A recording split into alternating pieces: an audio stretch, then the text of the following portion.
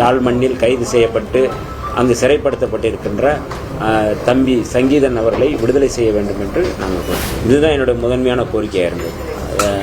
ஆணவ படுகொலைகளை தடுத்து நிறுத்துவதற்கான தனிச்சட்டம், தமிழ்நாட்டில் மனைப்பட்டா இல்லாத ஒரு சூழலை உருவாக்குவோம், சாதிவாரிய கணக்கெடுப்பு நடத்த வேண்டும் என்பதில் எங்களுக்கு மாற்று கருத்துமில்லை.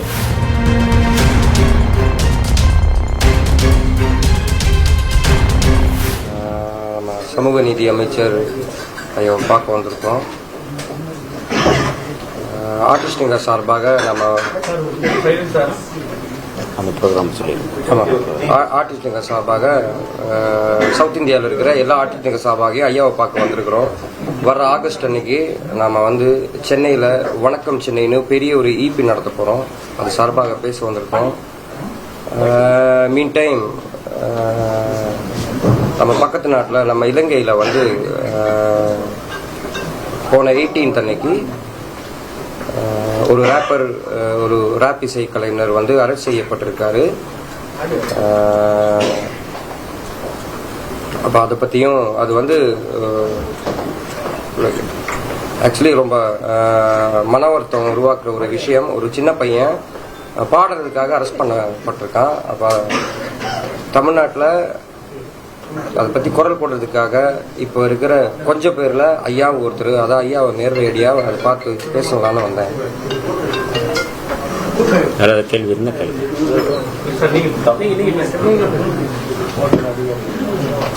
மரியாதைக்குரிய வேடன் உங்களுக்கு எல்லாருக்குமே தெரியும், தன்னுடைய இந்த பாப்பிசை பாடல்களின் மூலமாக உலகம் முழுக்க சமூக நீதிக்காக குரல் கொடுக்கக்கூடிய ஒரு மகத்தான கலைஞன், நல்ல துடிப்போடு செயல்படக்கூடிய இளைஞன்.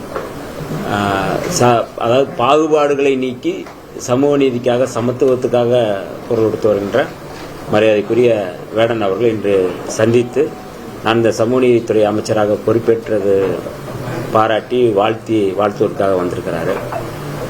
ஏற்கனவே அவர் சொன்னது போல அவருடைய அந்த இசை நிகழ்வு அப்படிங்கிறது ஆகஸ்ட் மாதத்தில் ஒருங்கிணைச்சிருக்கிறாரு. அதுக்கான ஒரு அழைப்பாகவும் வந்திருக்கிறாங்க. அதை தாண்டி நான் இந்த சமூக நீதி துறையில் நிறையா மாற்றங்கள், சில விஷயங்களை செக்ரட்டரிஸ் மூலம் பண்ணிகிட்டு இருக்கோம். அதுக்கான ஒரு ப்ரொமோஷன் பண்ணுறதுக்காக இல்லை ப்ரொமோட் பண்ணுறதுக்காக எங்கள் துறையில் ஹாஸ்டல்ஸு இல்லை இருக்கிற பள்ளிகள், ஆதிரோட நல்ல பள்ளிகள், விடுதிகளை எப்படி நாங்கள் மாணவர்களை சேர்க்கையில் கூடுதல் படுத்துறது அப்படிங்கிற கவனத்தையும் நாங்கள் அதுக்கு ப்ரொமோட் பண்ணணும் அப்படிங்கிறத அவர் பேசியிருக்கிறாரு, சொல்லியிருக்கோம். அதையும் நாங்கள் செக்ரட்டரியோட பேச போனோம்.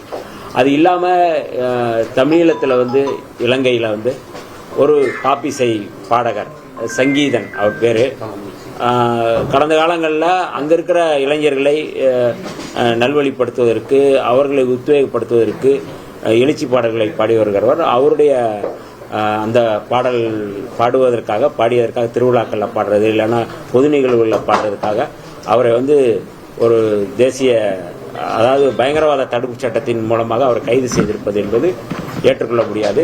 அந்த கைது நடவடிக்கையை அதிலிருந்து அவர் விடுதலை செய்ய வேண்டும் என்கிற கோரிக்கையும் வச்சிருக்கிறாங்க. நாங்களும் அதனுடைய கோரிக்கையை வச்சிருக்கிறோம். அவர் விடுதலை செய்ய வேண்டும், அந்த சட்டத்தை நீக்க வேண்டும். ஏன்னா இன்றைக்கி இருக்கிற அந்த அரசு, அனுரகுமார திசாநாயகா தலைமையிலான இடதுசாரி அரசு முழுமையாக சமத்துவத்துக்காக இருக்கும் அப்படின்னு சொல்லி அறிவிச்சிருக்கிறாங்க. ஆக இந்த சூழலில் இந்த மாதிரியான நடவடிக்கை என்பது இளைஞர்களை அல்லது போராடக்கூடியவர்களை அல்லது அந்த உணர்வாளர்களை அச்சுறுத்துகின்ற ஒரு அரச பயங்கரவாத நடவடிக்கையாக தான் நாங்கள் பார்க்குறோம். அதனால் கைது செய்யப்பட்டிருக்கின்ற, யாழ் மண்ணில் கைது செய்யப்பட்டு அங்கு சிறைப்படுத்தப்பட்டிருக்கின்ற தம்பி சங்கீதன் அவர்களை விடுதலை செய்ய வேண்டும் என்று நாங்கள் கோரிக்கை வச்சோம். துறை ரீதியில் நீங்கள் பல்வேறு மாற்றங்கள் இருக்கிறீங்க. நீண்ட ஆண்டுகளாக பேரும் இல்லாத பெரிய மாற்றமாக பாராட்டுகள். இப்போ தொடர்ந்து ஆணவ கொலைகள் அதிகரிச்சுட்டே வருது. தனிச்சட்டம் இயற்றம்ன்ற கோரிக்கை தொடர்ந்து நீண்ட காலமாக வச்சுட்டு பட்ஜெட் கூட்டத்தொடர் வரப்போகுது. கூட்டத்தொடரில் அது சம்பந்தமாக நம்ம பில் எதுவும் பாஸ் பண்ணுறதுக்கான வாய்ப்பு இருக்கா? துறை ரீதியில் நம்ம என்ன பண்ண போகிறோம்? கட்டாயம் நான் ஏற்கனவே முதல்வர், அதாவது இந்த அரசு மீதான நம்பிக்கை கோரும் தீர்மானத்தின் அடிப்படையில் சட்டப்பேரவையில் பேசும் பொழுது இதுதான் என்னுடைய முதன்மையான கோரிக்கையாக இருந்தது. ஆணவ படுகொலைகளை தடுத்து நிறுத்துவதற்கான தனிச்சட்டம், இது புரட்சியாளர் அம்பேத்கருடைய மிக முக்கியமான கோட்பாடுகளில் ஒன்று. இந்த அகமணமுறை புறமணமுறை அப்படிங்கிறத அவர் வந்து பேசியிருக்கிறார். அப்போ இந்த சமூகத்தில் சமூக நீதிக்காக போராடக்கூடியவர்கள், சமத்துவத்துக்காக போராடக்கூடியவர்கள், இந்த சமூக ஒற்றுமைக்காக போராடக்கூடியவர்கள், சமூக நல்லிணக்கத்திற்காக பாராட்டக்கூடியவர்கள் விரும்புகின்ற மாற்றம் என்பது இந்த மாற்றம் தான். அப்போ அதற்கு முதன்மையான தேவை வந்து இம்மாதிரியான ஆணவ படுகொலைகளை தடுத்து நிறுத்த வேண்டும். அப்போ ஆணவ படுகொலைகளை தடுத்து நிறுத்துவதற்கு தனிச்சட்டம் வேண்டும் என்பதில் யாருக்கும் மாற்று கருத்து இருக்க முடியாது. இந்த கூட்டத்தொடரில் இது குறித்து வந்து கட்டாயம் நான் வந்து பேசுவேன். தமிழ்நாட்டில் இன்னமும் பல்வேறு கிராமங்களில் இந்த சுடுகாடுகளுக்கு அந்த காம்பவுண்ட் வாலே இல்லாமல் இருக்கிற பல்வேறு கோரிக்கைகள் உங்கள்கிட்ட தொடர்ச்சியாக வந்தவண்ணமே இருக்கு. என்ன செய்ய போகிறோம்? உங்களை இதன் பிறகு ஒரு பெரிய ஒரு தமிழக மக்கள் பார்க்குறாங்க, என்ன செய்ய போகிறோம்? இல்லை, நீண்ட காலமாக இதுக்காக வந்து நான் களத்தில் வந்து போராடியவன் என்கின்ற முறையில் எங்களுடைய தலைவர் எழுச்சி தமிழர் அவர்களோடு நான் வந்து இந்த களத்தில் வந்து போராடிய அனுபவம் உண்டு. என்னென்ன கோரிக்கைகள் களத்தில் இருக்குது அப்படிங்கிறது ஏற்கனவே வந்து அதில் படிச்சுட்டு தான் நாங்கள் வந்திருக்கிறோம், அனுபவிச்சுட்டு தான் வந்திருக்கிறோம். தமிழ்நாடு முழுக்க இது மாதிரியான சுடுகாடு பிரச்சனை, மயான கூரை இல்லாத பிரச்சனை, பாதை இல்லாத பிரச்சனை, இது ரொம்ப முக்கியமான பிரச்சனை நாங்கள் வந்து பார்க்குறோம். அது இல்லாமல் வந்து மனைப்பட்டா 75 ஆண்டு காலம் வந்து அதாவது சுதந்திரம் அடைந்து 75 ஆண்டு காலத்தை கொண்டாடுறோம். அப்போ கொண்டாடி கொண்டிருக்கிற சூழலில் இந்த மண்ணின் மைந்தர்கள், பூர்வீக குடிகள் இந்த மண்ணில் வந்து அவர்களுக்கு வந்து மனையும் இல்லை, மனைப்பட்டா இல்லை என்பது இந்த சுதந்திர இந்தியாவினுடைய ஒரு துயரம், ஒரு அவலம்.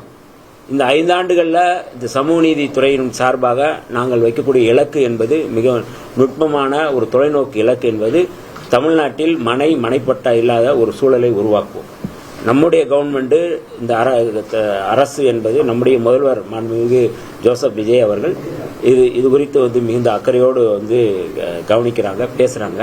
அதனால் இந்த மனைப்பட்டா என்பது எங்களுடைய இலக்காக இருக்கும். இந்த 5 ஆண்டுகளில் தமிழ்நாட்டில் நீங்கள் சொன்ன சுடுகாட்டு பிரச்சனை, இந்த மனைப்பட்டா பிரச்சனை நாங்கள் முதன்மையாக எடுத்து இதில் வந்து செயல்படுவோம். அதில் எந்த மாற்று கருத்து இல்லை. சாதிவாரி கணக்கெடுப்பு தொடர்பாக அமைச்சரவை கூட்டத்தில் நீங்கள் பேசினதான் சொல்லப்பட்டுச்சு. இன்னைக்கு பாமகவுடைய தலைவர் முதலமைச்சரை சந்திச்சிருக்கிறாரு. அது சரியான நடைமுறை தானா? அதை விடுதலை சிறுத்தைகள் எப்படி பார்த்தது? ஒரு அமைச்சராக இருந்து நீங்கள் எப்படி பார்த்து? சாதிவாரி கணக்கெடுப்பு என்பது எங்களுடைய நீண்டகால கோரிக்கை தான், அதில் எந்த மாற்று கருத்தும் இல்லை. ஏன்னா அதில் தான் வந்து இந்த சமூக பொருளாதாரத்தை வந்து நம்ம வந்து சரியாக கண்டறிய முடியும். அது அப்படிப்பட்ட ஒரு சூழலில் சாதிவாரி கணக்கெடுப்பு நடத்த வேண்டும் என்பதில் எங்களுக்கு மாற்று கருத்தும் இல்லை. இதற்கு முன்னதாக எங்களுடைய துறை சார்பாக, ஆதிரோட நலத்துறை சார்பாகவே பழங்குடி மக்களுடைய இந்த சோசியோ எக்கனாமிக் சர்வே எடுக்கப்பட்டிருக்கு. அதான் சமூக பொருளாதார கணக்கெடுப்பு எடுக்கப்பட்டிருக்கு. அப்போ இந்த கணக்கெடுப்பை எங்களுடைய துறை சார்பாகவே வந்து ஆதிராட மக்களுக்கும் எடுக்கணும் அப்படிங்கிறது ஒரு முதன்மையானதாக இருக்குது. அப்போ சாதிவாரி கணக்கெடுப்பு நடத்தும்போது அதற்கு முன்னதாகவே இதை எடுத்து நடத்தணும் அப்படிங்கிறது நாங்கள் வந்து பேசியிருக்கோம், எங்கள் செக்ரட்டரி மூலமாக பேசியிருக்கோம். அப்போ அதை நோக்கி நாங்கள் வந்து இதை முன்னெடுப்போம். 2 பெரும் சமூகத்தை வந்து நம்ம எடுத்துட்டோம்னா மற்றதெல்லாம் எளிதாக இருக்கும் அப்படிங்கிற அடிப்படையில் முதன்மையான கோரிக்கையாக நம்ம வந்து வைக்கிறோம். முதல்வர்கிட்ட நாங்கள் இதை கோரிக்கையாக வைக்கிறோம். ஆதிரோட நலத்துறை சார்பாக ஏற்கனவே பழங்குடி மக்களுக்கு எடுக்கப்பட்டிருக்கிறது. 2 ஆண்டுகளாக இது முழுமையாக முயற்சி செய்து முழுமையாக எடுத்து வைக்கப்பட்டிருக்கு. அதே போல் வந்து ஆதிரோட நலத்துறை சார்பாக ஆதிரோட மக்களுக்கு நாங்கள் எடுக்க முயற்சி செய்வோம்.